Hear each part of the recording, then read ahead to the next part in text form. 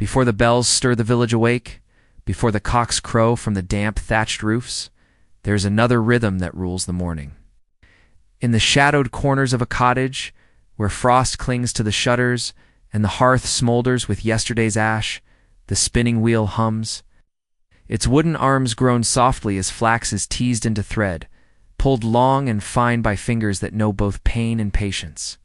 The air is thick with scents the world outside never notices. The lanolin of sheep's wool, oily and sharp. The faint smoke curling from the hearth. The musk of damp earth clinging to stone floors. These are the perfumes of her life, the fragrances of survival. She bends low over the wheel, her back bent in a familiar arch, her shoulders carrying the weight of both silence and necessity. Her hands, though raw and swollen, move with a grace that is not learned in courts but in years of repetition. Thread drawn, spindle turning, fibers twisted into strength. Others it may seem no more than labor, but within her work lies memory, ritual, story. Each strand she spins is a word in a language unspoken, each woven pattern a line of prayer, stitched not for parchment, but for the skin of those she loves. Her children sleep nearby, huddled together beneath patched blankets she herself wove, their small bodies curled against the cold. Her breaths rise and fall, muffled beneath wool that carries her touch, her scent, her sacrifice. In their dreams they do not yet know hunger, or the ache of bending to a loom for hours. For now, they rest, held by the cloth that is as much cradle as covering.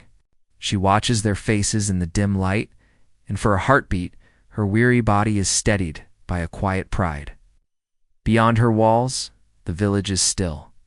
The dogs do not yet bark, the marketplace has not yet stirred with shouting, and the bell tower waits to call the faithful to morning mass. But here, in this unmarked hour, the world already turns by her labor. A lord may dress in silks from foreign shores, a priest may lift embroidered altar cloths before his flock, yet it is her hand, hidden, unnamed, that feeds the beauty of their world. The loom creaks again, slow and deliberate, as though answering her silence. Its voice is wooden but steadfast, echoing her vow, that she will weave, that she will provide, that she will leave something behind in threads, even if her name fades from memory. The cloth she spins will warm the living and cover the dead. It will pass through markets, through marriages, through winters harsher than this one. And though no chronicle records her, her story is there, tight in the weft, strong in the warp, enduring as long as the fabric holds. In this quiet dawn, she is both unseen and eternal. The wheel hums, the loom bends, and her memory stretches forward. Unseen but unbroken.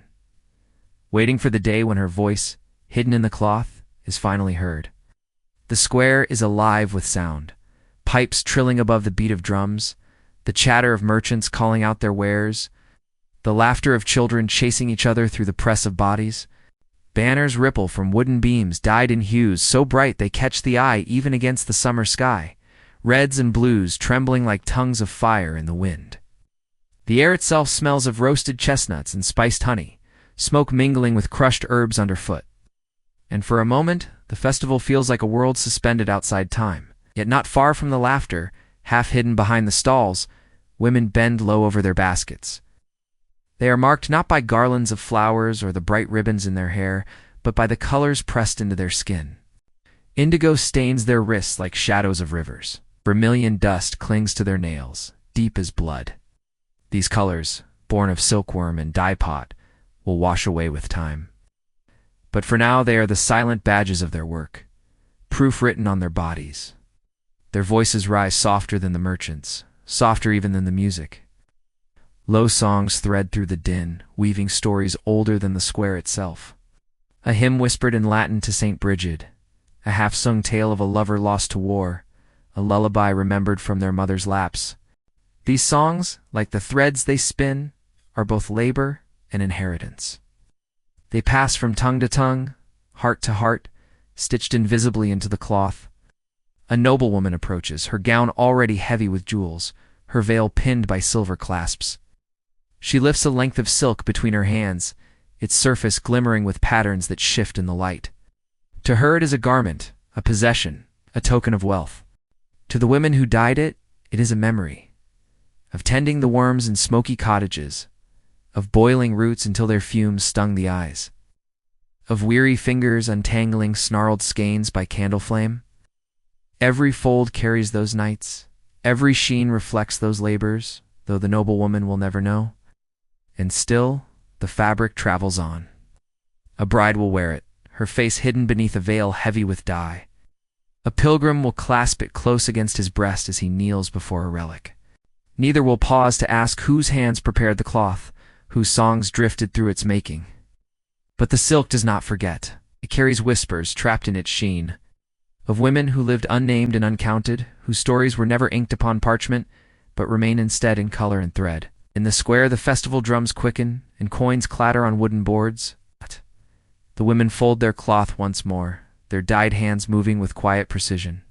They do not raise their voices above the crowd, yet in their silence, their stories endure, hidden in the fabric that binds strangers together.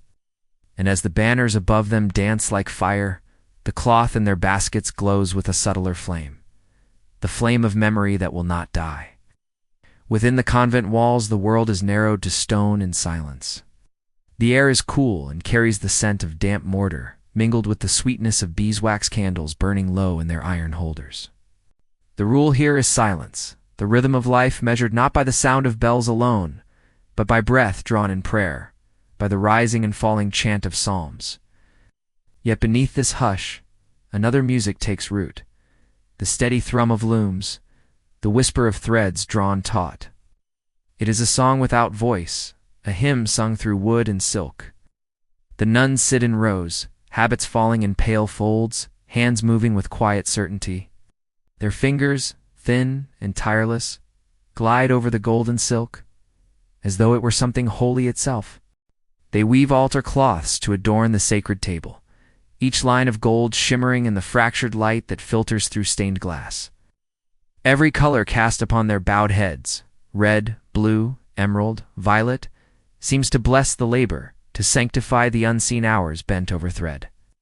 The room smells of pressed herbs, lavender tucked into the corners to ward away moths, sage burned in faint smoke as a prayer for purity. But though their mouths remain closed, their hearts wander.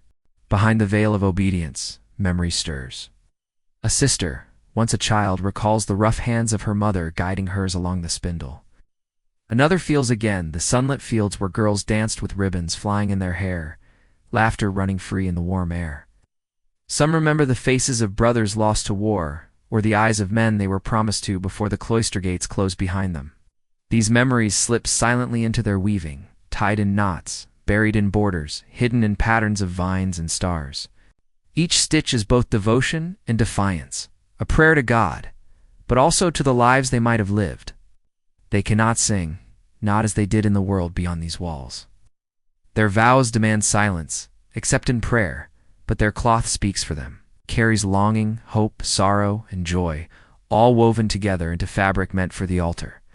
When the priest lifts the finished cloth high before the congregation, golden light glinting on its edges, no one will ask who wove it, who bled upon the needle, who whispered a forbidden song in her heart.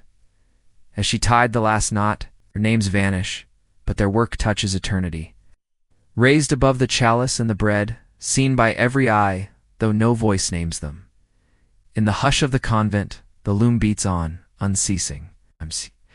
It is the hidden heartbeat of the women within, carrying their secrets into sacred cloth. And as the threads draw tighter, their silence grows heavier, waiting for the next turn of history to loosen it. The courtyard is alive with summer heat, the air thick with the scent of roasting meats and spilled wine. Laughter rises beneath garlands of roses strung between the manor walls, voices loud with pride and pleasure. Lords in velvet tilt their cups, wine sloshing onto the flagstones, while ladies in brocade gowns twirl beneath the shimmer of candlelight and torch flame. The feast stretches wide, tables creaking under salted hams and golden loaves, the air pulsing with music and drunken song. Yet in the shade at the edges where light begins to fade, other hands move in quieter rhythm.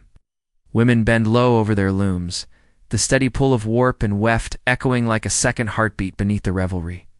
Their fingers are swift, practiced, but their eyes flicker now and again, toward the dancers, toward the wealth and beauty adorned in garments that began as their thread. They see gowns of silk, veils embroidered with gold, doublets lined with fur, and they know, with the bitter clarity of hunger, that their unseen hands made such splendor possible. The smell of roasting boar hangs heavy, juices dripping into the fire, the fat hissing as it chars. But for these women, there is only the rough bite of stale bread slipped from an apron pocket, chewed in silence to keep the body steady for its labor. Their hunger is not spoken of. It is swallowed, absorbed into the rhythm of thread against wood, shuttle passing like breath. Still, the silence does not hold entirely. Between the groan of the loom and the rattle of the shuttle, voices emerge in fragments. A sister married off to a man twice, her age a brother who has not returned from the wars, a child lost to the frost of last winter. The words are brief, murmured, yet they linger longer than the music above, finding place in the weaving itself. Every thread carries not only the burden of work, but the weight of these small confessions, these quiet griefs hidden beneath the bright garments of celebration. The dancers whirl faster, roses scattering across the courtyard stones, wine spilling darker into the cracks. Soon the music will cease, the torches will gutter, and the laughter will fade. What will remain are the garments, the gowns, the cloaks, the veils, spun by women, half forgotten, whose names were never spoken beyond the shade. Each piece bears within it not only beauty, but sorrow, threads drawn tight with both endurance and loss. And so the loom continues, unyielding, while feasts rise and fall, while noble voices sing and falter. When the songs are gone, the cloth endures, bearing both the splendor of lords and the grief of those who labored unseen. A memory stitched into fabric long after the music has stilled. By lantern light the cottage breathes, walls low and crooked, rafters blackened by smoke. The air is close, yet alive with voices. Wheels turn in steady rhythm, their creak and hum like slow drums keeping time for the women gathered close. Tallow candles burn in shallow holders, their flames small but stubborn, releasing both sweetness and soot. A pot of herbs simmers upon the hearth, steam rising to soften the chill that presses through the cracks of stone and timber. Here, after the day's labor in fields and kitchens, the women gather. They mend, they patch, they spin, but their hands do more than toil. They carry memory, and their voices carry story. Ow. One woman begins with a tale of a queen betrayed, her tone solemn yet steady, the thread in her fingers tightening with every turn of the spindle. Another rocks a babe upon her lap, humming a lullaby that drifts upward to the rafters, where the notes tangle with the laughter that bursts, sudden and bright, from the circle of sisters. The loom stands against the wall, its frame casting long shadows in the lantern light. Upon it, cloth grows steadily, bright against the darkness of the room. It gleams with colors drawn from the earth. Madder red, woad blue, onion skin yellow, hues alive with memory. Each thread holds a day of work, a story, a song.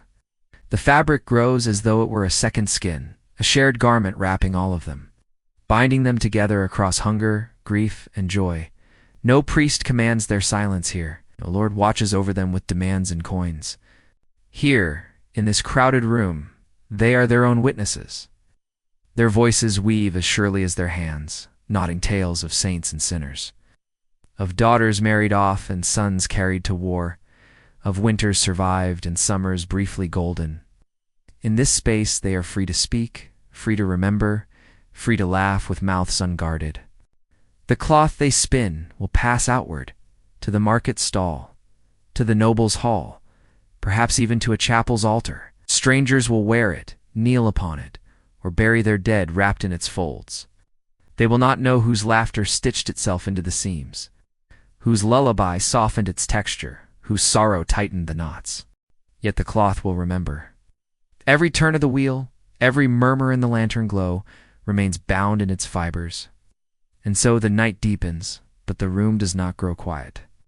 Threads stretch on, stories lengthen, the fire hums low. What they weave is not only fabric, but legacy. Will carry their voices into the cold corridors of history, where names are forgotten, but cloth endures. Long after the lanterns dim, long after their bodies rest, the threads will remain, warm with their touch, alive with their stories. Whispering of the women who spun both silk and memory into the fabric of the world.